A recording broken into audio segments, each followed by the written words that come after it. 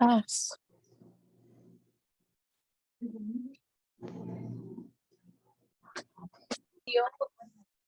Send it home today, but no, some about.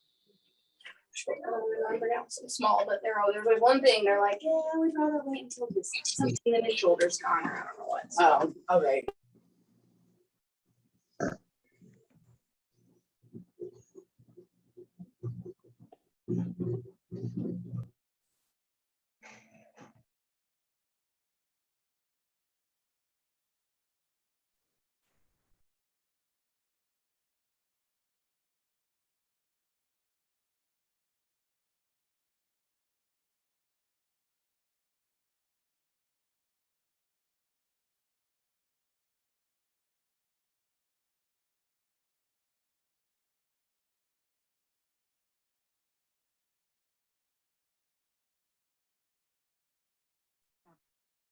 Right.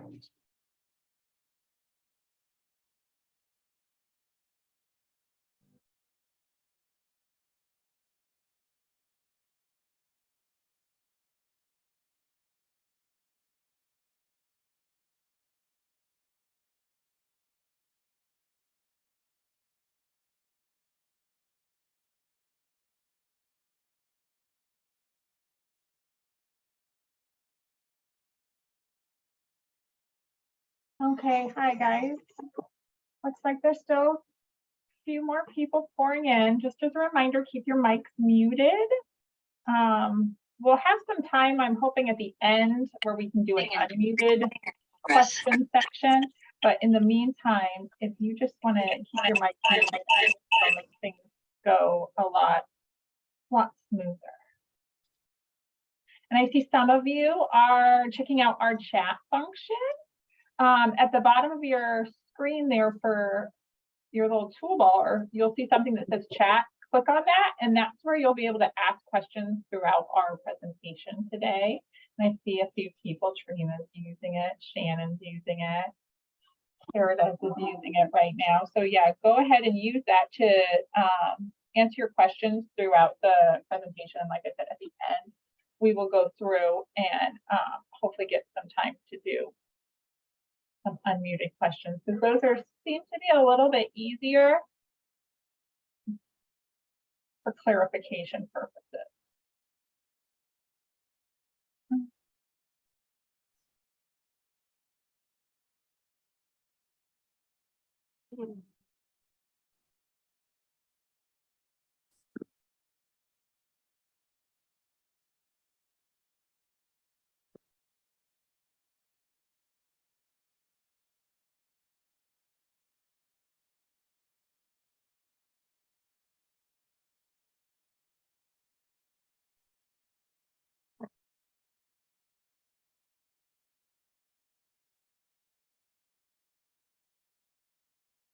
Can you hear me?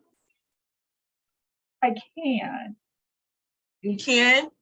Yes, I can hear you, but we're going to ask you to just have your mic muted while we're doing the presentation, and then we can do some unmuted. No, I was just going to tell you guys I'm going to step out to use the restroom, but I'm here. Okay, no, you're good. You're good. Okay.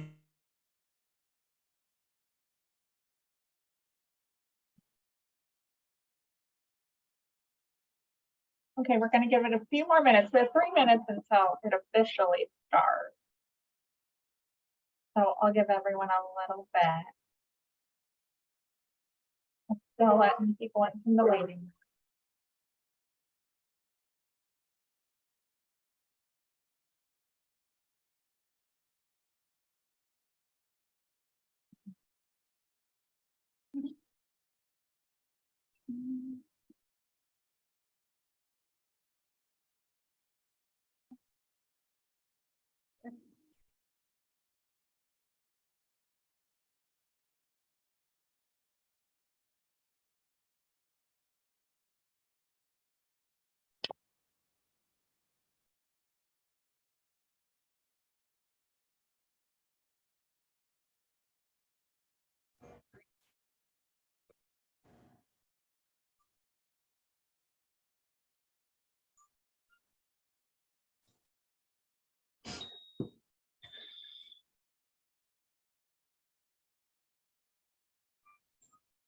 Okay.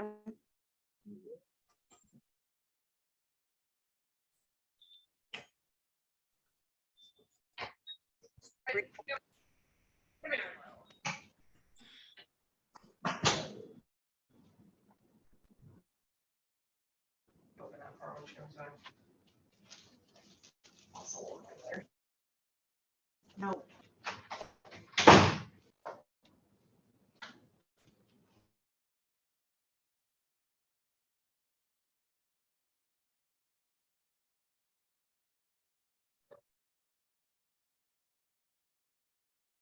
I turned up my volume a little bit. I'll try to talk louder.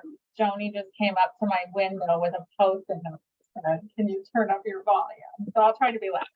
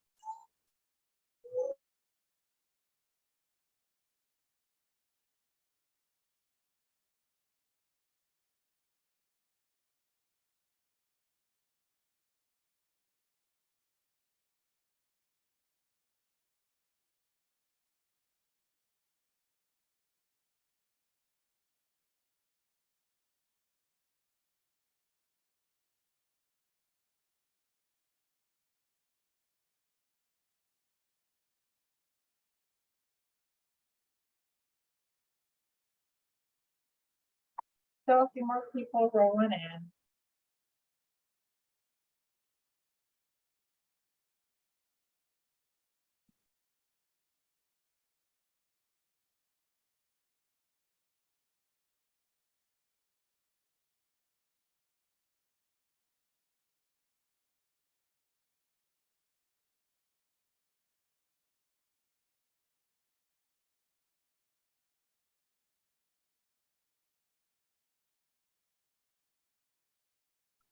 Okay. Okay, we'll go ahead and get started. I'll still kind of be clicking these in as they come in. This is your 2023 center annual training. This is a requirement for you guys to complete every year.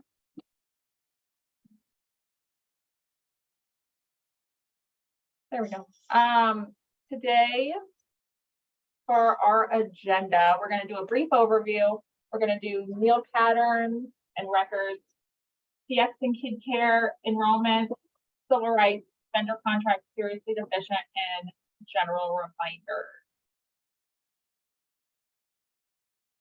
Just some housekeeping rules. Again, like previous years, this does not count towards your in-service hours. This is just a meal pattern thing. This is just a food program deal. Doesn't count towards your licensing hours, but you are required to complete it for us to stay on the food program. So no certificates will be sent out. We will send you out a quiz afterwards that'll go over the material that we covered today. Make sure when you're returning those quizzes to list any of the individuals that attend. That part doesn't matter so much. That's just for us to know who at your center watched it, and make sure the quiz is labeled with the name of your center. Please keep your microphone muted. Use the chat box to ask questions. When turning in your quizzes, there's an area at the bottom for you to list any subjects that you would like additional trainings on. Go ahead and fill that section out because we would love to know better what you guys are wanting education in. And then this entire training must be watched for it to count towards your annual training. Got some more people I gotta let in.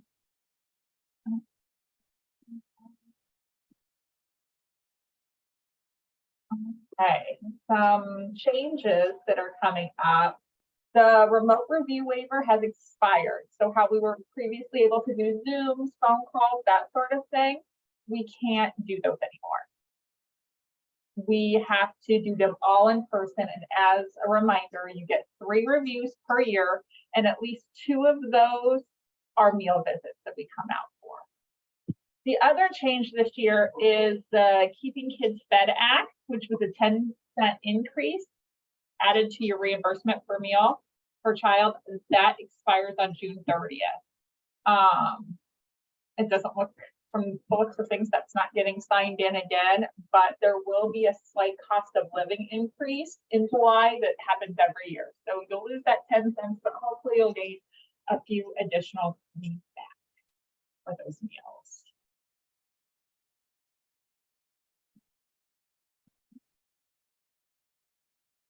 Another change in the stuff that I emailed you, your IEF and the meal pattern, the whole grain thing, that meal pattern, there was a small typo on that subscript that's on the back.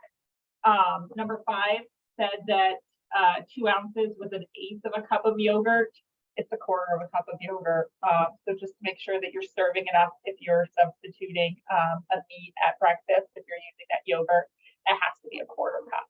And so that was just clarified on there.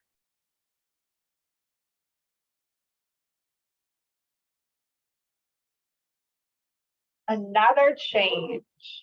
Okay, so when you guys have a student leave and then they come back and you have to reactivate, we have you write reactivate at the top of the IEF and send it into us, and you're ringing on the phone like, hey, Lacey, how come this hasn't been reactivated yet?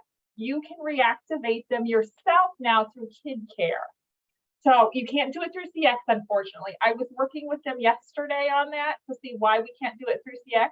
But if you just log into KidCare, which is the same login for your CX, you would just go to Children, View Child, and then you see that little activate right there. You just click that activate button. You still have to send in the IEF because likely their IEF is expired.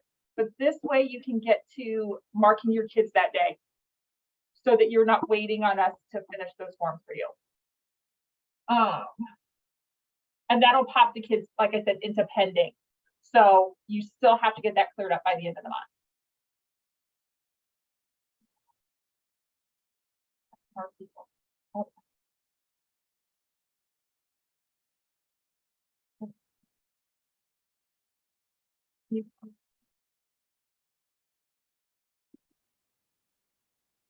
Another change is we will be doing some reshuffling of our centers. Starting July 1st, that some of you may change your monitors. You'll be notified by email if you're going to change. If you don't get an email saying, hey, you have a new monitor, then that means your monitor did not change. The only 2 options for monitors are Carrie and I. Carrie's been with us since February of 2021, and I've been here since October of 2017.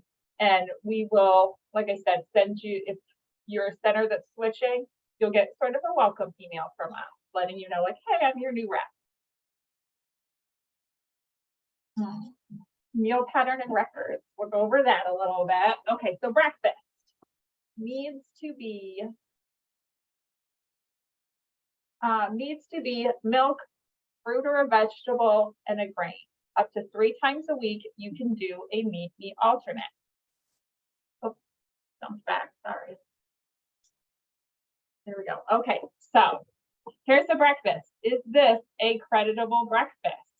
We've got pancakes, yogurt, and milk. No, it is not a creditable breakfast because we're missing that fruit and vegetable. We're seeing that a lot on menus right now where you're using that option to use that yogurt at breakfast, but then you're forgetting that you still need that fruit. So yogurt and Cheerios is a great breakfast if you also have a banana in there. For lunch, it's the same as it's always been, you know, all 5 components: milk, meat, vegetable, fruit or vegetable, and a grain. Those all 5 have to be there for lunch and dinner. Snack can be any 2 components. It doesn't matter which 2 components, as long as they're 2 different components. Like you can't do carrots and broccoli for snack because, as you know, when you're trying to put your menus into CX or KidCare, there's not 2 veggie spaces at PM snack. But just it has to be any 2 components. You don't even have to have a fruit or a vegetable for PM snack for your big kids. That can be just like cheese and crackers. That is perfectly acceptable. If you want to go super easy and do like milk and animal crackers, easiest snack ever in the history of time, That's okay. You just have to have those two components. Oh my God, it's rolling back. Okay, non-creditable foods. We're seeing a lot of non-creditable foods on our menus, on our receipts. So here's a list of some of the non-creditable foods. Veggie straws are not creditable. Vanilla wafers are not creditable. Bars in general, so your granola, your cereal, your breakfast bar, those delicious Velveeta biscuits that I love to eat are not creditable on the food program. Cookies obviously have always been a no. Cinnamon roll, well, I shouldn't say always been a no, but since 2016 has been a no. Cinnamon rolls, no. Pop-Tarts, any of your cereals that are over the sugar limit, like your Honey Nut Cheerios, those are not creditable. Lemonade, I'm seeing a lot of lemonade on receipts. Lemonade is not a creditable item. And you might ask why, and it's like, it needs to be 100% juice. And I don't think any child would enjoy drinking 100% lemon juice. That would not appeal to them. So that's why lemonade does not work. Kraft singles. You can always do your American cheese, but you want to make sure they're not the individually wrapped one. You want to use the deluxe, like they have all sorts of different brands, doesn't have to be the Kraft. But they're the ones that not come individually wrapped. They're already sliced, but you want to make sure those are the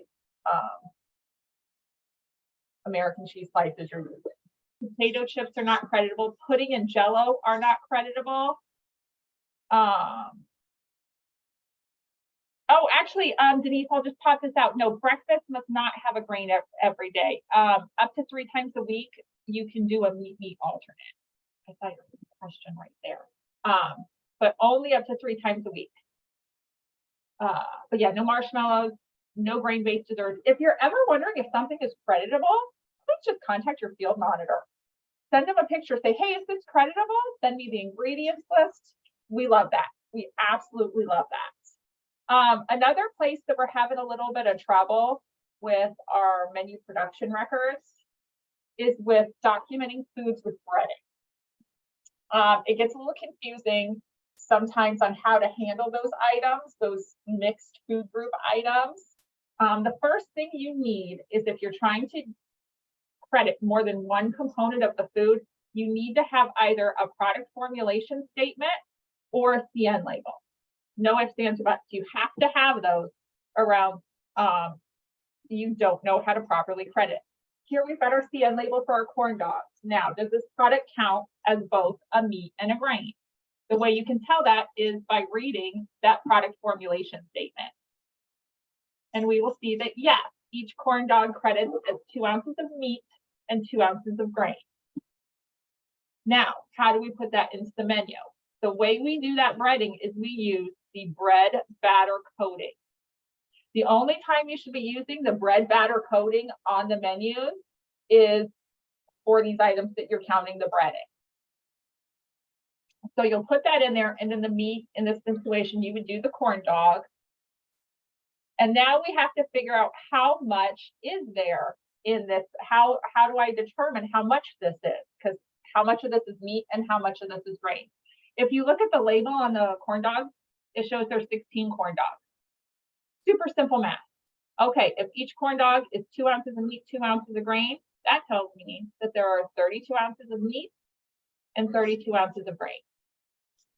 Super simple. Now, if you're doing something where it's a lot more than 16, and you might not want to do that math, if it's a 10-pound box and it's split like this, I always just say 5 pounds meat, 5 pounds grain. Do it as simply as you want to do it. And then the other issue is you need to make sure that that CN label information is documented in that special notes section.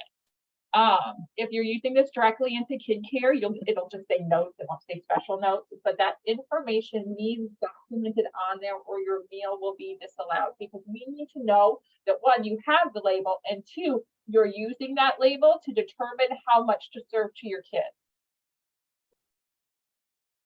Some of the other items that you would use this function with, your chicken nuggets, your chicken patties, your fish sticks, your mozzarella sticks, chicken fried steak, popcorn shrimp, Uncrustables. If you ever buy Uncrustables, that you would need to document this kind of funny way because it's got those two components. Same thing with your commercially prepared pizzas, quesadillas, burritos, etc. Some of them can get a little tricky on how to, so like mozzarella sticks. I don't know if there is one in there for mozzarella sticks. So you would just do breading, mozzarella cheese. And I think popcorn shrimp, you would do breading and shrimp, because I don't know if popcorn shrimp is in there. But when you mark that breading, that bread batter coating, that tells us that it's something that needs a label. So that helps us when we're looking at your receipts, doing your menu receipt audits, so we know what you served that day. Now, not all items count for as many components as you would like them to count for. The Chef Boyardee ravioli is one. This I put only counts as one, which it really doesn't. It counts as a veggie too, but this does not count as the grain at all. The ravioli only counts as the meat, and then however much, 3/8 of a cup of vegetable. So if you were to serve the Chef Boyardee ravioli, you would put in ravioli in the meat, and then you would have to serve a bread or a breadstick or something else with that to meet that grain component so that you have a complete meal. And then you could count, like I said, the 3/8 of a cup of vegetable. But not all of them, because you think like, well, yeah, there's got to be bread in it, it's got a noodle. But for whatever reason, either it's not enriched or it's not enough grain that it can count towards the crediting. Okay, now if you guys want to pop any questions, down here, I see a few people already putting some questions in. Does anyone have any questions on documenting foods with breading and the stuff we've covered thus far? I see, what's the exception for grain in breakfast? Generally speaking, you serve a grain at breakfast. Up to 3 times a week, you can serve a meat in lieu of that grain. So 3 times a week, you can do yogurt for breakfast instead of Cheerios. So you still have 2 days worth of grain and up to 3 days worth of meat. If you serve more than 3 days worth of meat, then that those breakfasts get disallowed. Did we have any other questions? If you want to pop them in the chat box about any of that stuff that we've covered so far. Not seeing anything, and that's okay. That's perfectly fine. I just need the 2 slides shown again. The breakfast and lunch. Oh, actually, it's the same. It's just your meal pattern. It's just the meal pattern that I emailed to you. It's the same information from that.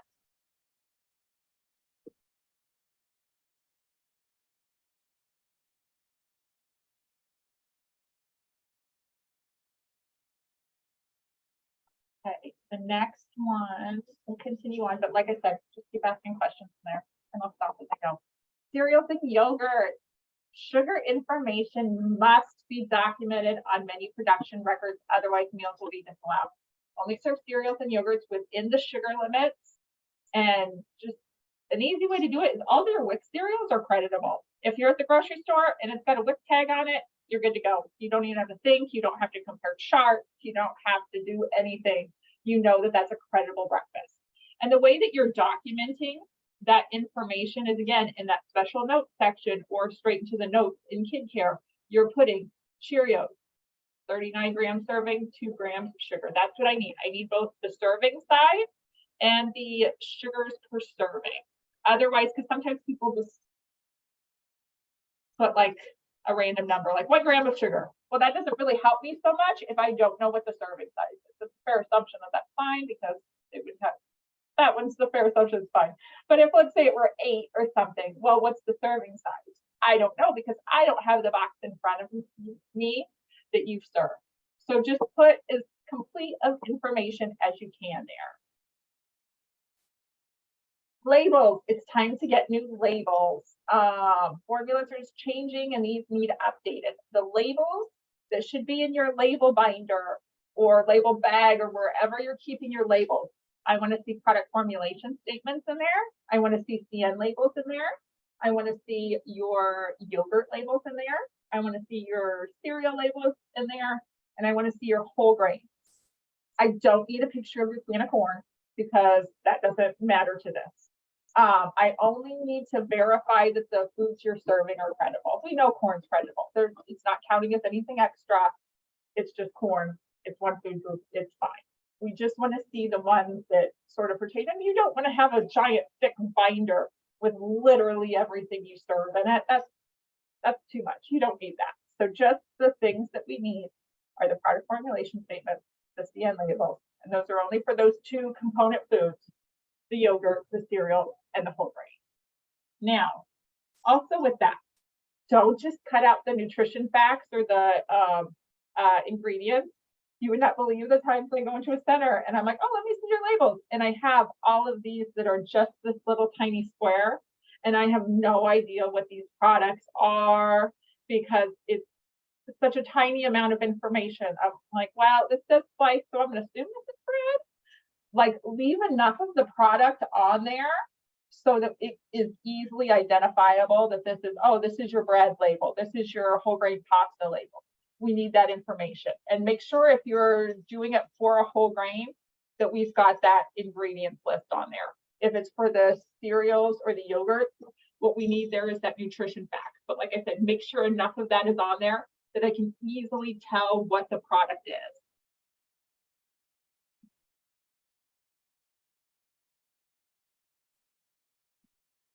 The next one, sometimes a lot of people have some trouble trying to find CN label information.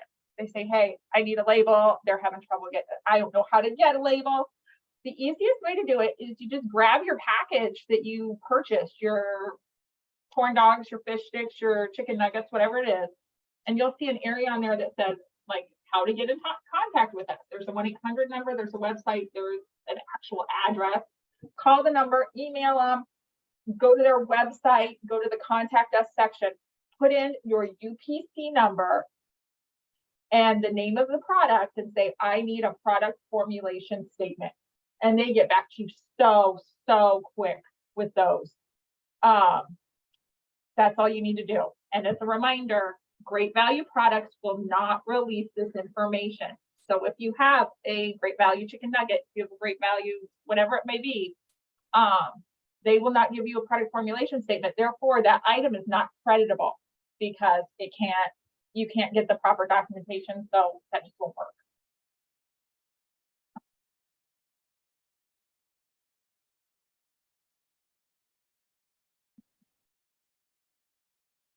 Okay, whole grains.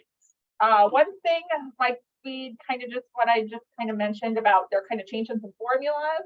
They're kind of been in the mix, if you will, a little bit on a lot of things. That's why you're needing new labels, is because they're using more fillers and that sort of thing. So for your whole grains, as a reminder, to make sure that you're serving a whole grain, you use the rule of 3, and it's 5 steps for the rule of 3. The first step is you want to find the ingredients list. Super easy. The next step, you want to simplify the stuff out, the stuff that doesn't matter. Water doesn't matter. Wheat gluten contains less than 2%. You can cross all that stuff out because those are all disregard items. And you're only going to want to consider the actual green items in the food. The next step is you're going to look at that first ingredient. Is the first of that first ingredient, is the first word whole? Yes. Okay, we can go on to the next step. If the first word is not whole, is it either a bran or get close now? We can't read. A bran or a germ. That one of those, then yes, that would continue on. If the first word is enriched, you know right now 100% that is not a whole grain. No way, not a whole grain. So you can still serve it, it's still creditable, but it cannot count for your daily whole grain. The next step is you look at the second ingredient. Now this either needs to be either enriched or whole. There might not be another grain ingredient. If that's the case, that's fine. All that's in there is one whole grain. You know that item is whole grain rich. If the second ingredient is either whole grain, enriched, bran, or germ, that's great. You can keep going. If the second ingredient is not a whole grain, enriched, bran, or germ, no, it's not a whole grain then. Then the third ingredient, again, needs to be either whole grain rich, enriched, bran, or germ for it to be a whole grain. Now I understand that some of the words in those ingredients list might look pretty foreign to you guys, and we don't expect you to know what all of these things are. That's ridiculous. We're not going to expect you to know that. But just look for that either whole or enriched in the first three ingredients. If you have any questions on whether or not something is a whole grain, please take a picture of the ingredients list and send it to us. We love to answer those kind of questions. We love to look stuff up. That just makes our life so much easier when we go out for reviews. If we've already figured out what your whole grains are now, then we're not digging through your pantry when we're out at reviews going like, well, no, this one isn't, this one isn't. What's your plan for today? Oh, it turns out you don't have a whole grain because you were under the impression that one of these other things was. So yeah, go ahead. If you have any questions, let us know. Because some of them are super deceiving. Okay, so like Chex Mix, the first ingredient is whole, but then the next ingredient is degerminated cornmeal. That makes that not a whole grain. The Nutri-Grain Eggos, they say whole grain on the box. They are not a whole grain. These are full of them. So the Thomas bagels specifically say 100% whole wheat. Those are not a whole grain. Honey wheat bread, the Sara Lee made with whole wheat, not considered whole grain rich. So that's why it gets a little tricky sometimes. So just, yeah, if you're ever not sure, mail the label to your field monitor. We'll figure it out for you. Milk. Okay. There's skim, there's 1%, and there's whole milk. For the love of God, do not say vitamin D to anyone at NDE because they get very upset when you call vitamin D milk, well, whole milk vitamin D, because all milk has vitamin D in it. Even though Highlands milk specifically says vitamin D on the front of their whole milk, you're supposed to refer to it as whole milk. So when you're filling out your menu production records, do not write vitamin D on there because when they check our work, they get all upset about that. So you want to make sure you are putting whole milk for your 1-year-old. And so skim and 1% is creditable for your kids 2 and up. 1-year-olds drink whole milk. And as a reminder, as always, 2% milk is not creditable.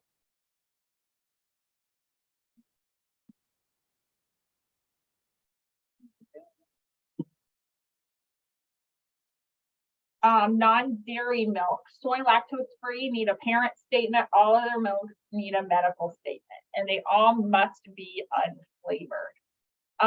So it has to be the plain, but just make sure that for your soy and lactose kids, they've got that parent statement. All other milks need a medical statement. Anyone that's drinking anything other than milk, you've got a kid in there that's like, oh, he just drinks water. You need a med statement. Oh, he just drinks juice. That's all. That's what mom has him drink. Well, no, then you would need a med statement saying he's got to have juice or water in lieu of milk because milk is a required component. Speaking of juice, all juice must be 100%, and you can only serve it 1 time per day to your children over 1. Your infants cannot have juice. They can't have that till they hit 1. All right. Does anyone have any questions over meal pattern or creditable foods? Oh, I'm seeing this will be recorded. It won't be sent out. It'll be put on our YouTube channel.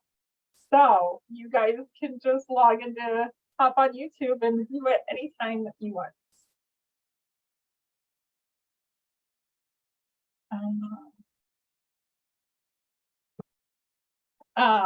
What about almond and lactate drinkers? Okay, so lactate falls under that lactose free, so that would just be the parent statement. Almond milk would need a doctor's note. You would have to have a doctor's note for that. That's why it's kind of easier if you have a parent that's wanting to do a non-dairy milk, to kind of encourage them to go for the soy or the lactate, just because it's less work for them, less paperwork, all that stuff.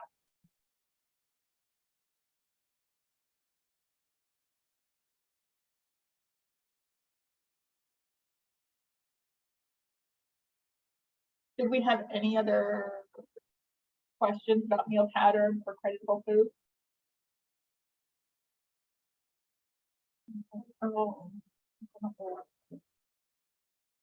Okay, now we're on to infants. Okay. The infant menu tells you everything you need to know about what you need to serve your baby. It's right there at the top. Breakfast has to have a bottle, has to have either infant cereal or a meat alternate, and a fruit or a veggie. There is no room for grains at breakfast. I know you say, well, infant cereal, isn't that a grain? Well, it's iron fortified infant cereal, so it kind of falls, they're kind of considering it more like a protein because of that iron fortified. So like Cheerios and pancakes cannot be on your baby menu. You can serve them as an extra, just like you would, you're not documenting every time you're putting Cheerios on their tray. Just, you would do the same thing with if you serve them pancakes at some point in the morning. You've got to meet meal pattern first, and then you can do those extras. And then make sure there's enough formula or breast milk. Well, I guess just formula enough served, because breast milk has no minimums. Lunch and dinner, same thing. Bottle, infant cereal, meat alternate, fruit, or a veggie, or a combination of both. No pasta, no bread at lunch. We want to see that meat alternate, or that cereal. PM snack. This is where grains are required. There needs to be a grain. I see a lot of baby menus that are bottle, yogurt, bananas. That's not creditable. That doesn't work. So you want to make sure that there is that grain at PM snack. That is a required component. And then everyone's going to say, well, it says 0. Does that really mean it's required? Yes. The reason I don't like why they did the 0, that doesn't make sense to me. The whole idea is that once a baby is developmentally appropriate to be eating food, they should be getting these components. The 0 is on there to note that there's going to be a time before they're developmentally appropriate for these foods. Yeah, so there's a 0. So it's not that it's not required, because they're all required. And so we want to see consistent menus. We have a 16-month-old who drinks almond at home, but mom has given us a doctor note. So she should be getting one, right? Yes, she should be getting a doctor's note if she's drinking almond milk at home, unless it's just mom wanting to do almond milk at home. That's her prerogative. But if there's not reason, if she's perfectly fine with cow's milk, mom just chooses not to give her that, then you could theoretically give her cow's milk. But yeah, if there's an allergy or something like that, there would need to be a doctor's note. Infant menus need to be consistent. Once the component is started, it needs to continue to be served. Now, new eaters, you might have a baby that's like, oh, he's 6 months old. We had rice cereal, one breakfast, and then we didn't do it again for a week. That's okay. You just won't document it on the baby menu until they're consistent eaters. While they're still transitioning into eating, go ahead and just consider that an extra. And so, yeah, when we're doing these, see how we've got breakfast here, we had our rice cereal and our banana, and we didn't do it again. So in that situation, those meals would get disallowed because it looks like you didn't meet meal pattern. We would want to see that trend follow on. Your infant solid food form, make sure that your center name is at the top of it. Make sure also that where it says the center provides blank formula, put in your formula that you offer there, and then make your copies so that you're one, that lets your parents know what formula you offer. And two, we know when we're doing when we're entering your information in the computer, And then make sure they're accepting or declining the center's formula. And then this is a living document and it should be updated regularly to match the infant menu. So when Carrie or I come out to do a review, we want to be able to look at your baby menus and look at this. Now it's perfectly fine for your staff to update this form. You just want to make sure that,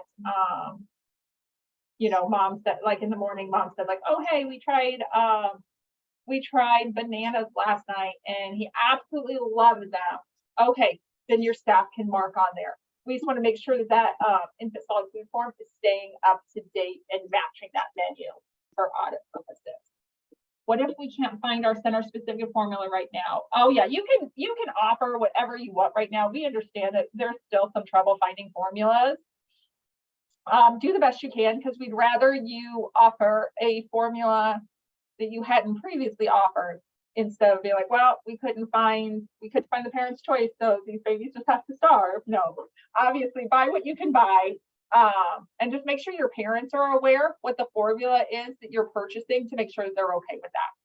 Make sure it's not something they want to provide for themselves. Everyone under the age of 1 needs an infant menu. If you're under the age of 1, has to be on there. On your first birthday, you will no longer fill out the infant menu. So if, let's say, birthday's on Wednesday, Monday of that week, bottle, meat, alternate fruit, da-da-da. Tuesday, bottle, meat, alternate fruit. Wednesday, write happy birthday. So you know that that is the day that you do not fill out the baby menu and that you no longer fill out the baby menu. Once they've had their first birthday, they have to follow the big kid meal pattern, which is the 3 components at breakfast, the 5 components at lunch, the 2 components at snack. That has to happen then. Now you say like, oh, I've got some babies that aren't ready for that. That would require a doctor's note if they're going to stay on the baby meal pattern. The formula transition to milk is from 12 to 13 months. You cannot start whole milk until their first birthday. If there's an issue with that with mom or whatever, she just needs to do a doctor's note. Call her pediatrician's office, say, hey, we want to do formula for longer. Like during the shortage, we had a few kids that were starting whole milk early because of the shortage. But yeah, so just make sure that that transition is from 12 to 13 months. So when we have a 10-month-old baby and we see whole milk on the baby menu, that meal gets disallowed. And solid foods. Some people get confused on solid foods. They're like, wait, do you mean like big kid foods? Do you mean like Gerber? What do you mean there? A solid food is anything other than a bottle. That's your purees, your chopped, your fresh, your whole, cooked, whatever it is. A green bean is a green bean. If it comes in a little jar of Gerber, if it comes in a can, it's either way, it's green bean. They're all the same. Do we have any questions on him that we haven't already addressed?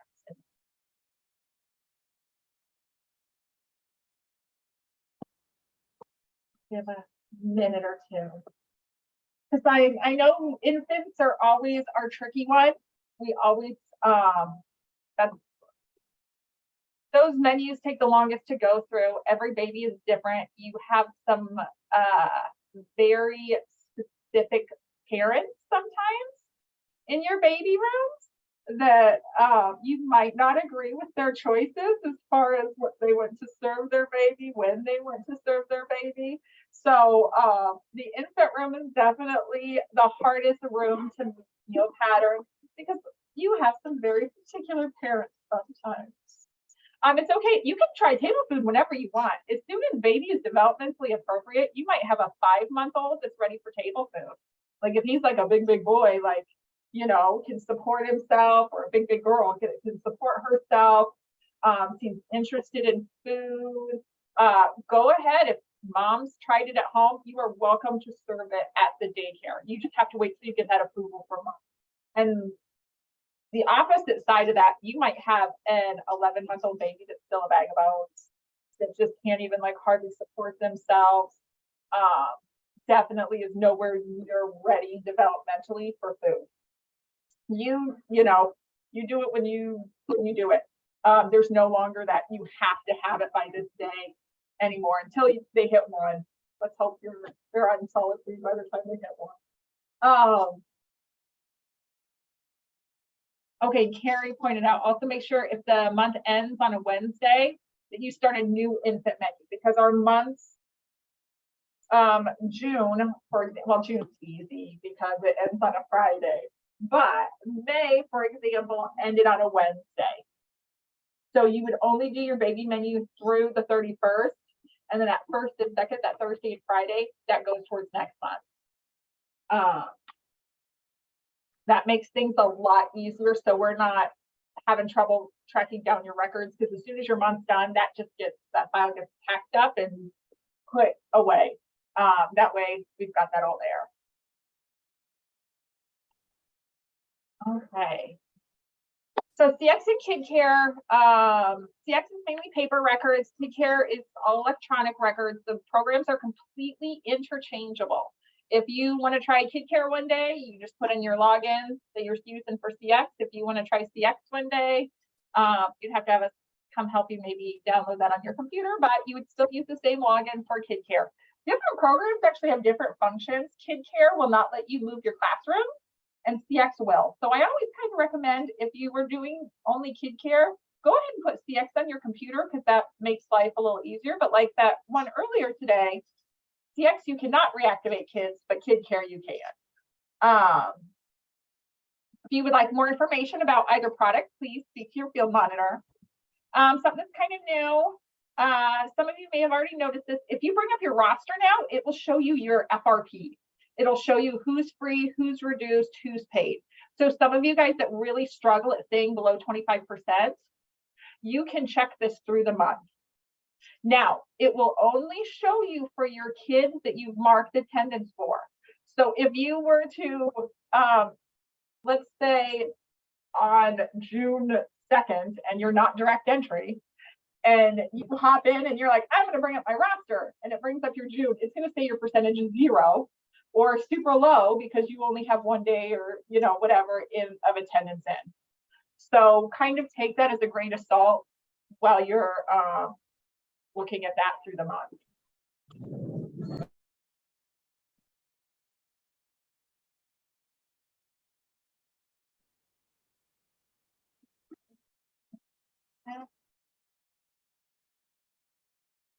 Record keeping, menus and quantities need completed before any food leaves the kitchen. Not when the kids lay down for nap, not, you know, when I get a chance to, I'm going to try to get that in tomorrow morning. No, menus and quantities need completed before any food leaves the kitchen. Point of service, your X's, or if you're marking on the tablet, wherever you're marking it, that needs completed during meal service while their little bottoms are in their chairs. That is when you mark that. You can't mark it ahead of time because you don't know if someone's going to get picked up for some reason. There's a lot of reasons that might not match up later. You can't go off your sign in and outs. Like, well, I'll just go off my sign in and outs from yesterday. No, that doesn't work. You have to mark those during meal service. That's why it's called point of service. And the menus and quantities before any food leaves the kitchen. If records are not completed at these times, meals will be disallowed. So if we come in for a review and you're like, oh, I haven't done like X's in like a week, you cannot claim any of those meals now because you did not have that done. Packets. Menus need to, these are the list of things that need to be in your packet. Menus, unless you're direct entry, which we don't have a ton of direct entry centers. A few of our centers don't even write down menus or anything. They just pop open Kid Care or CX, put their stuff right in there with the quantities and everything.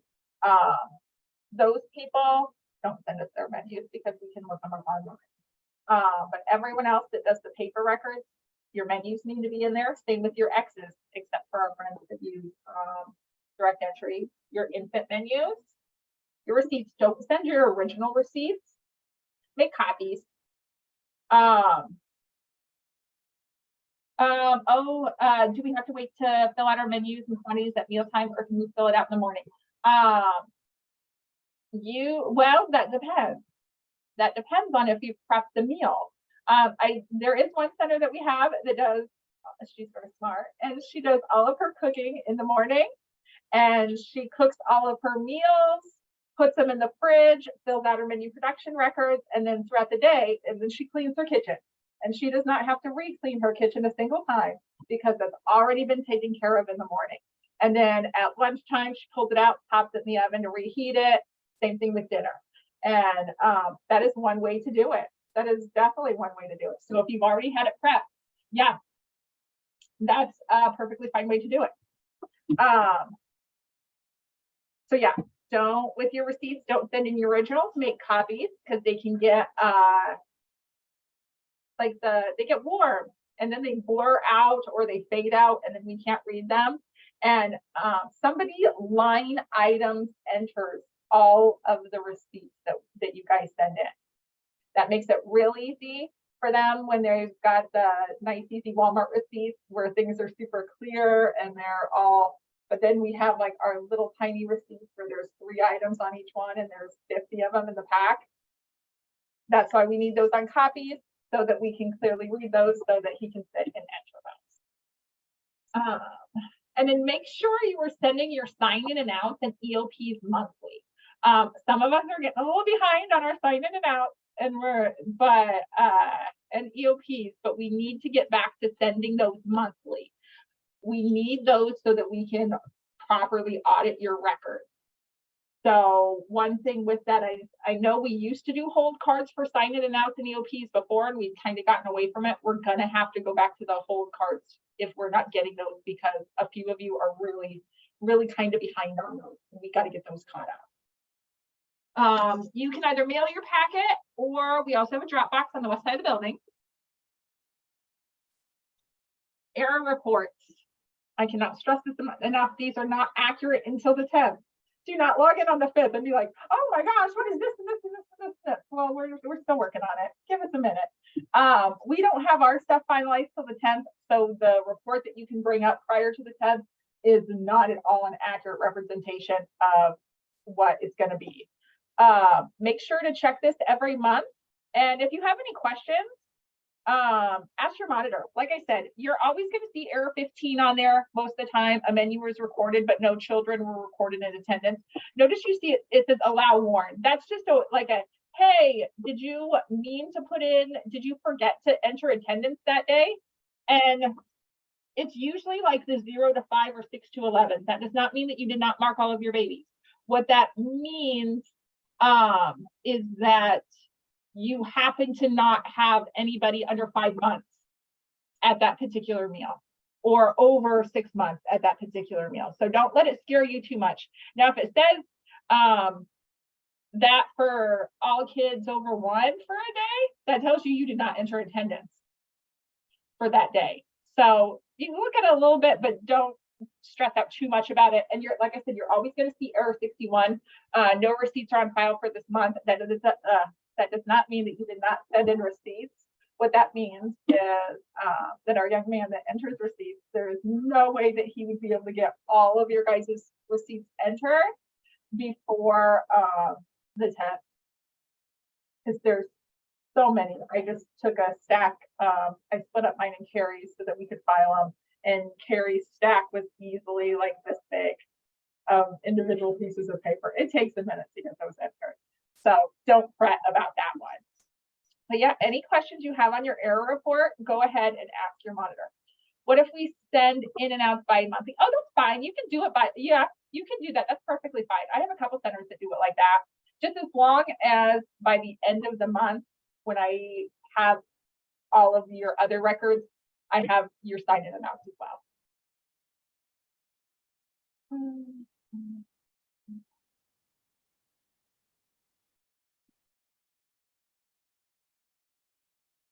Okay,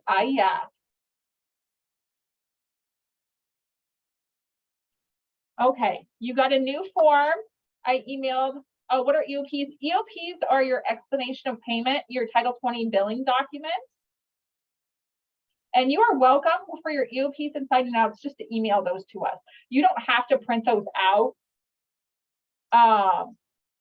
because we just end up scanning them anyway. So it works fine just to because it generates a PDF or whatever for you on your computer, just email that PDF right over to us. You got your new IEF in your packet. Do not start using that until July 1st.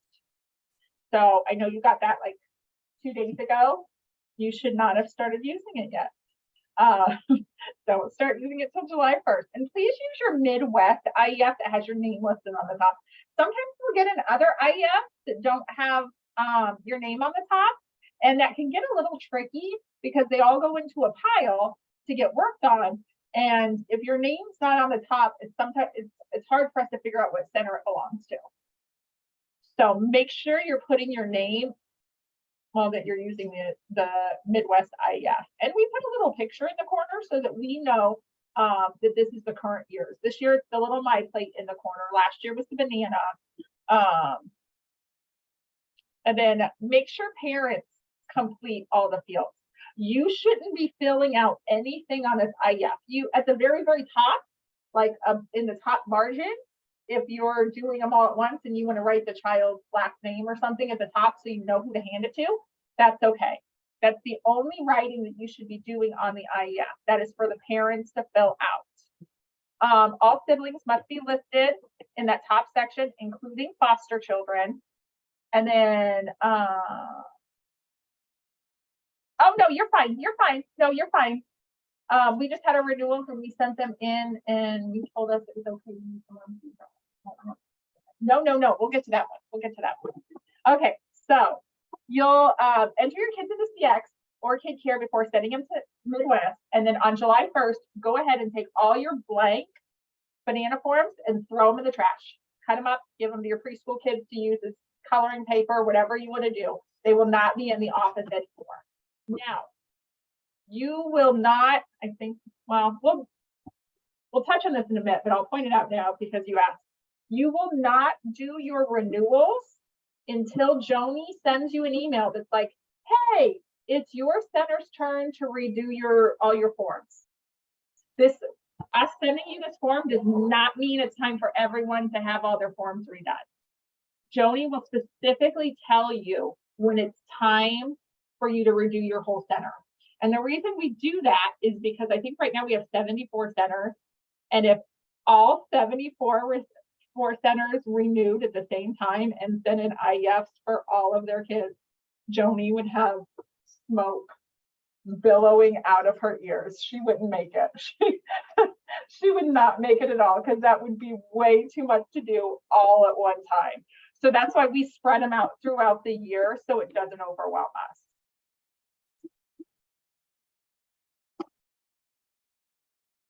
Okay. The income and can't write. So usually, oh no, and that's perfectly fine. Ikram, that is perfectly fine. International does the same thing.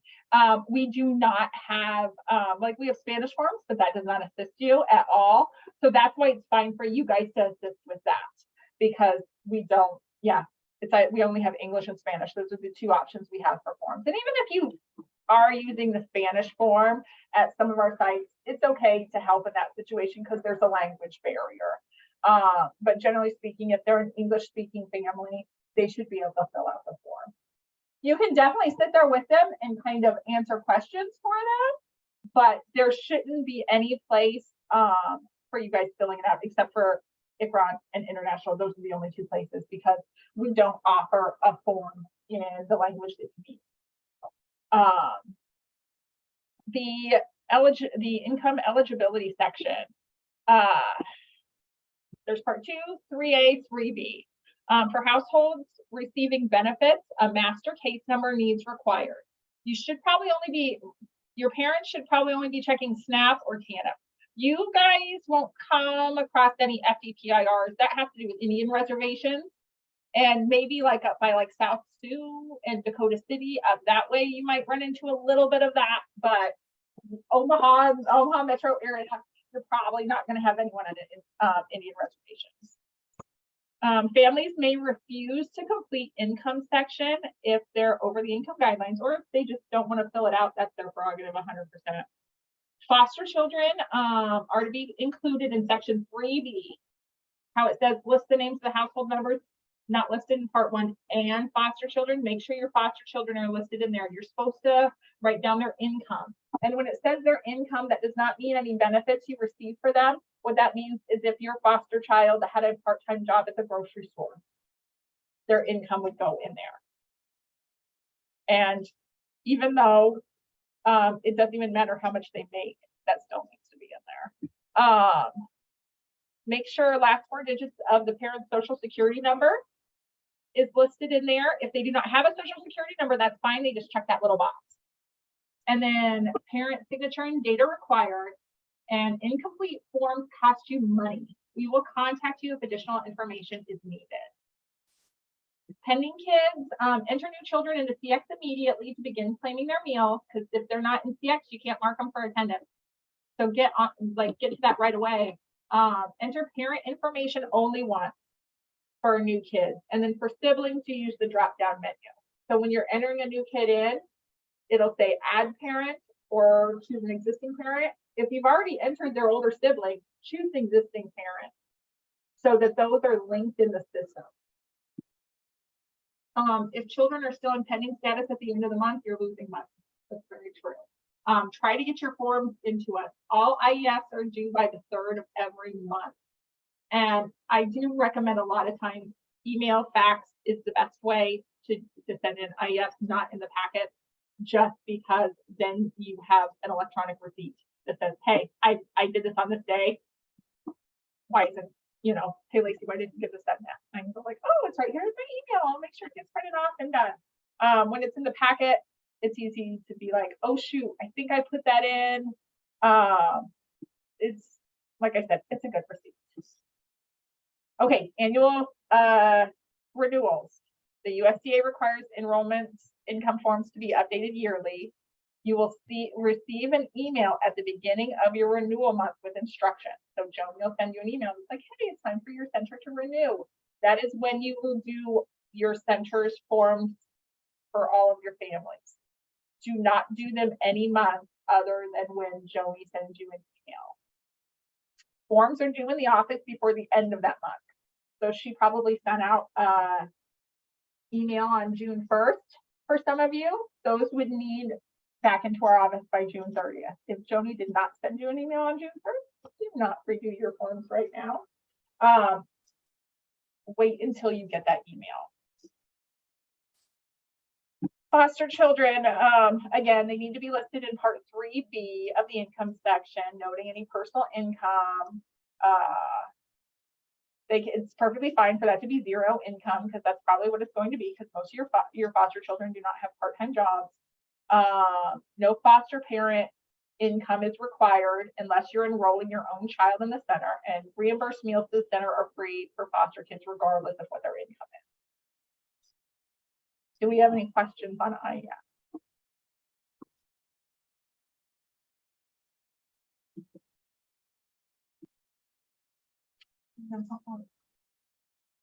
But yeah, make sure you only your blank IEFs. Don't take all your IEFs out of like the files and trash those. No, you need to keep your IEFs on file at your center for each of your kids for 3 years plus the current year. So you'll keep those in those child files, but any blank IEFs that you have not had parents fill out yet, like I said, give those to your preschool person, color on them, give them color sheets. Do whatever you want with them, scratch paper, those, but get them out of your office so that you don't get confused and try to hand them out. Pull them out of your in your enrollment packets. Go over to your shelf where you've got your enrollment packets, pull those IEFs out and replace it with the new ones on July 1st. Okay, civil rights. Make sure your And Justice for All poster is posted in a prominent place, not like in a break room. It needs to be someplace where your parents can see it. A new one is going to be issued here soon. We just don't know when. There's a typo, and Joni checked that typo. CACFP materials issued must include the non-discrimination statement, just like on the item. Okay, the Civil Rights Act of 1964 prohibits discrimination based upon race, color, religion, sex, and national origin in programs and activities receiving federal financial assistance. The 6 protected classes are race, color, national origin, age, disability, and sex. That includes gender identity and sexual orientation.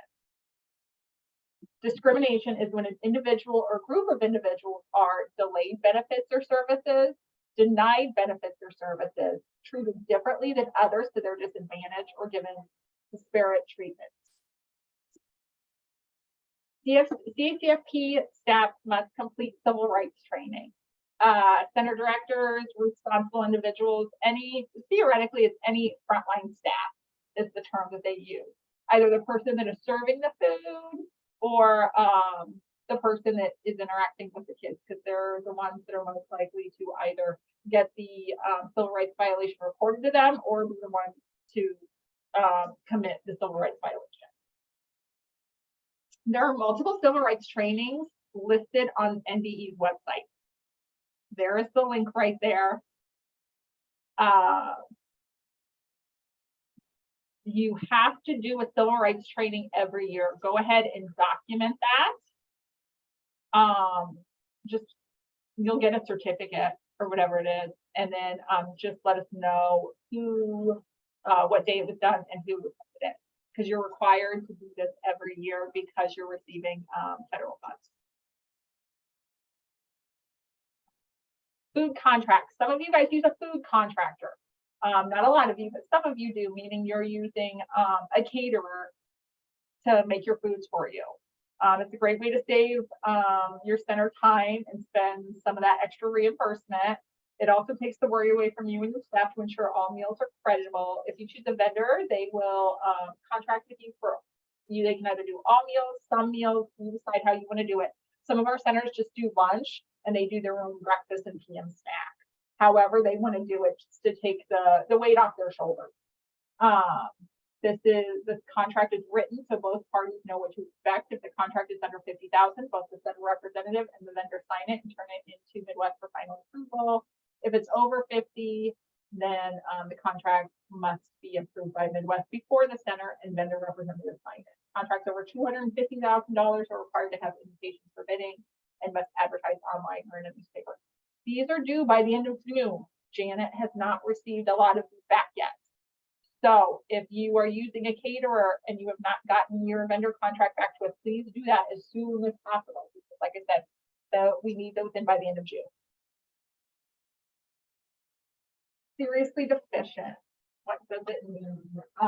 Every center that participates in the Child and Adult Care Food Program is adhered to the federal regulations set forth on the USDA. This is Midwest's responsibility to monitor your center to ensure that these regulations are being met. Serious deficiency is defined as the submission of false information on the agreement, the submission of false claims for reimbursement, simultaneous participation under more than one sponsor, non-compliance with the program meal pattern, failure to keep required records, your meals and attendance, conduct or conditions which threaten the health or safety of the children in your care, determination that the center has been convicted of any activity that occurred during the past 7 years and that has indicated a lack of business integrity, so fraud, embezzlement, theft, forgery, bribery, anything like that, failure to participate in training, and any other circumstance related to non-performance under the sponsoring agency agreement as specified by the sponsoring organization or the state agency. All of those things can get you determined seriously deficient. If that happens, it will prevent you from participating in the food program for 7 years.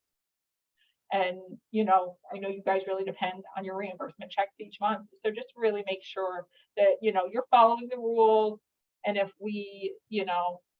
if there were to be like a corrective action because you guys were having trouble with something, go ahead and follow that corrective action so you don't reach seriously deficient status.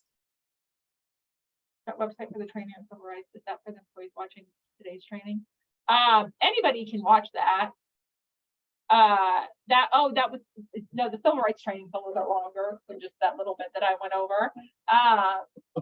So you'll just log into that website or if you just Google civil rights Nebraska training, I'm sure a lot of them will come up. It's just something that you have to complete every year. General reminder, packets are due in our office the 3rd of each month. If you know your center will have a late claim, enrollment must still be received during the month you're claiming that. So it's like, oh shoot, I've got a late claim. I'm not going to get that to you until like the 20th. The IEFs that you put in there cannot go to that previous month. They would only be able to go to the following month because we received them so late. I'm not sure. You would have to see. I would think so. Denise, I would think that those would count towards your continuing education requirements. You would have to look at the specific training though. If you, like I said, if you go to the NDE's website and look at their civil rights training, I'm sure it'll tell you if it counts towards licensing. What if the 3rd falls on a weekend? Oh yes. Okay, so packets are due in our office on the 3rd. Now, if 3rd is Saturday, there's no way in the world that, that you were able, or 3rd is on the Sunday. There's no way that you would be able to get your packet to us by the 3rd. We just want you to start getting that in the mail as soon as possible, as soon as the month ends.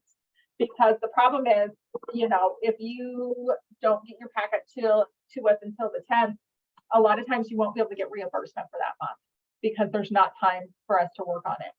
So just as soon as possible at the end of the month, go ahead and try to get that packet to us.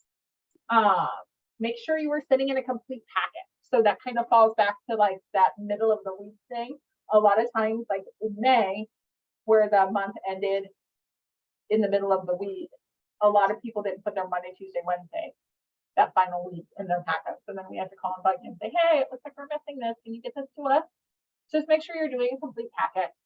Check your email often. We send out emails frequently, so please check your inbox daily. Sometimes you might have to check your spam for us, because sometimes our stuff goes in there. Midwest marks school out for June and July. You still need to mark out for August. So just keep that in mind. All meals need to be served on site. Summertime, we're doing field trips. You can't count a meal you ate at the zoo for the food program because there's no way for us to monitor that.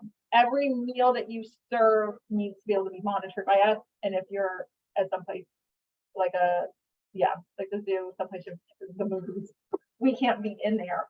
So that's why that can't count. And if there are any staff changes, please let us know. There are so many times that I call a center and I'm like, oh, hey, can I talk to, insert director's name here? And they get all like hush hush. And they're like, is there something I can help you with? I'm like, well, this is Lacey with your food program. I just need, your baby menus. And they're like, oh, so-and-so doesn't work for us anymore. And she hasn't for like 2 months. Like, oh, that was wonderful information. You should have let me know because I could have come out to do a training. I could have done this. I could have done that.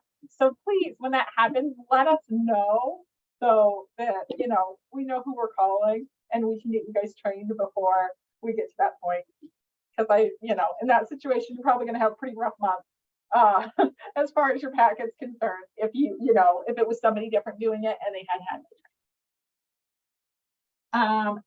training hours are available on our website, on our training calendar. These are some of them that are coming up on 6/23. There's a webinar on prevention of eating disorders. The 24th, there's an in-person class. I don't know if it still has spots available, but check it out. Because some of you guys are looking for more of the in-person things. If you're not super comfy with the webinars, obviously you're on one right now. But some people prefer the in-person. There's a whole grain one at 9 a.m. The 26th, there's one in the evening for picky eaters, a webinar, and the 30th at 6 a.m. there in the morning for baby-led weaning and family-style dining. That's a webinar. Those are all ones where you would have to log in at that time. If you go to Canvas courses, it's canvas.education.ne.gov. Those are a bunch of food program courses right there that are free that are, you know, you do them whenever. So, and all of those would count towards in-service hours.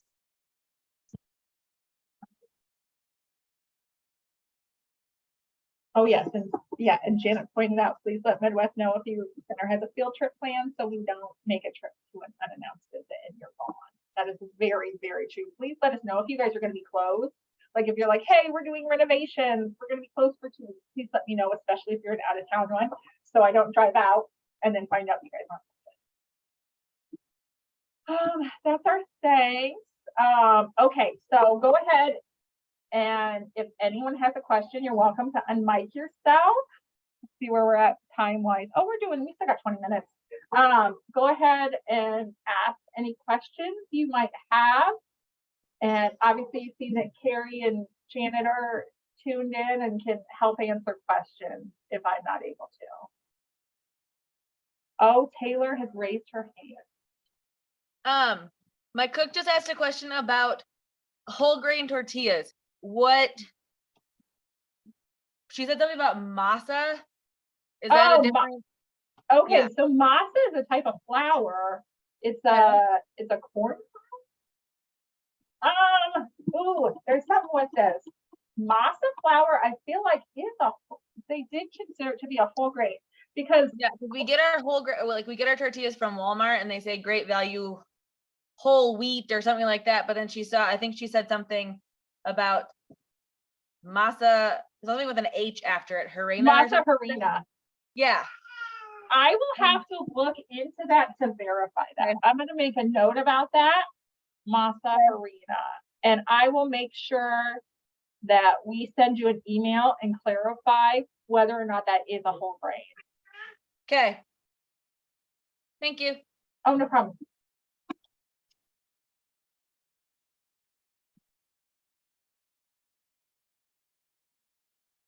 Anybody have any other questions? Because if you don't have any questions, you guys are welcome to tune out. I will go ahead and get your quizzes sent off to you guys today. Like I said, get those back to us, write your center name on them. They're pretty easy. It's literally just going over the stuff that we talked about today. If you were unable to, somebody in your center was unable to view this today, this is being recorded, so we're going to put it on our YouTube channel. Or if you want to watch it again for a fun show, you can get to that through our YouTube channel. But no, if you don't have any questions, you guys are welcome to disperse. We came to a light. Were we supposed to list our names or anything? No, it's okay. Daisies, if you wanted to maybe when this gets posted, watch the part of the beginning that you missed. That's fine, but we'll send out a quiz for you to complete. And so just make sure you're getting that back to us.